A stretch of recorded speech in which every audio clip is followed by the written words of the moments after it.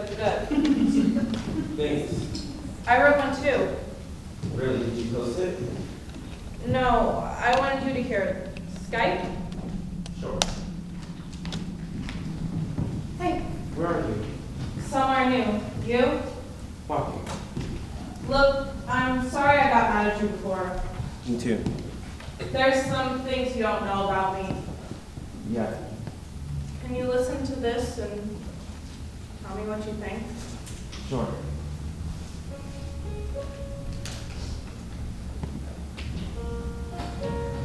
A long, long time ago, there was this kid. There wasn't anything special about this kid. They couldn't weave the air into a song or fight monsters using nothing but a look. And their body wasn't magical either. And neither were any of their skills, talents, or soul. They were just a kid like any other kid. But unlike every other kid, they were special. Oh, Because they had something unworldly, something brave inside them. I'm telling the story. Shut! Okay. This kid. This special kid. This special kid had stars buried in their eyes. Let's call them Star Kid. Sorry. Yeah, well, they were haunted.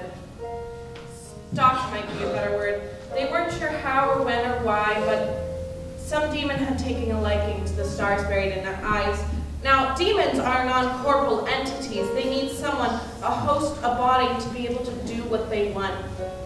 So, this demon found a home inside someone Star Kid loved.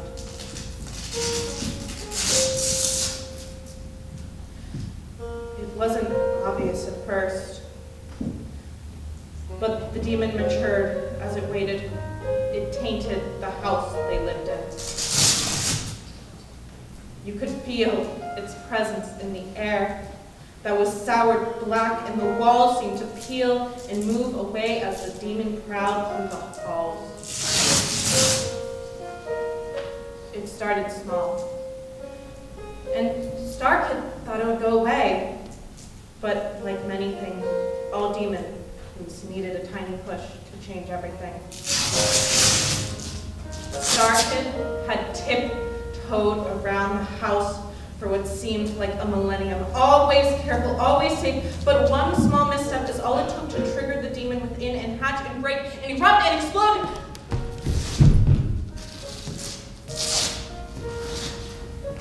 Star Kid ran.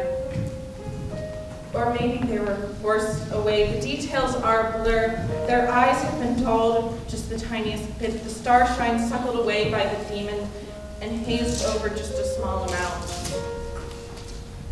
At first, Star Kid thought there was 1,000,001 places they could go. They had friends, family, people who assured them that they could help out for as long as they needed, but Star Kid quickly realized something. Demons can take the form of many things. The demon kept following Star Kid from one place to the next. Nothing could compare to its original form because Star Kid didn't stay long enough for it to grow too big. Star Kid had taken a liking to running and running and running and running. They hopped from one house to the next, always out before mom or dad or grandma or uncle could ask why they'd been sleeping on their couch for the last 2 months. And like all things, eventually they ran out. No more sleeper, no more houses, no more extended sleepovers, just no more things. There's always shelters. They went, and they still go. And they'll be okay. Shelters aren't always the best place. I didn't mean anything against you. Star Kid had moved from place to place. Each time the demon followed in forms yet unknown. Sometimes those people, whether ignorant or malicious, or just inconvenient. Sometimes those other things, like the cold, schoolwork, curfews, rules, restrictions, adults that push and jokes, and kids that joke too hard, demons small and innocuous in appearance, and demons larger and daunting, it all had the same effect, to scrape and steal and scrape away the stars buried in the kid's eyes. What was once brilliant became dull, not gone, but hazed and subdued.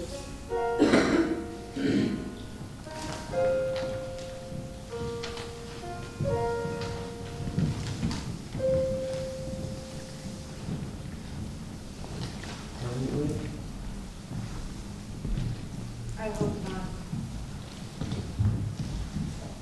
It gets better. No. Sorry, this white kid here is not doing it for you today. Not really, but thanks. Logan, you don't want to be homeless. And what am I supposed to do? I don't know, just think it over before you do something. And whatever you decide, I'll probably support your decision. Just probably. Hey, I don't like to make guarantees. What if you decide to be mean to a puppy? I can't support that. I mean, I guess there could be context where black and white statements aren't always 100% hypothetical. I'm not going to be mean to puppy. I don't know, maybe that puppy's a jerk. You're so weird.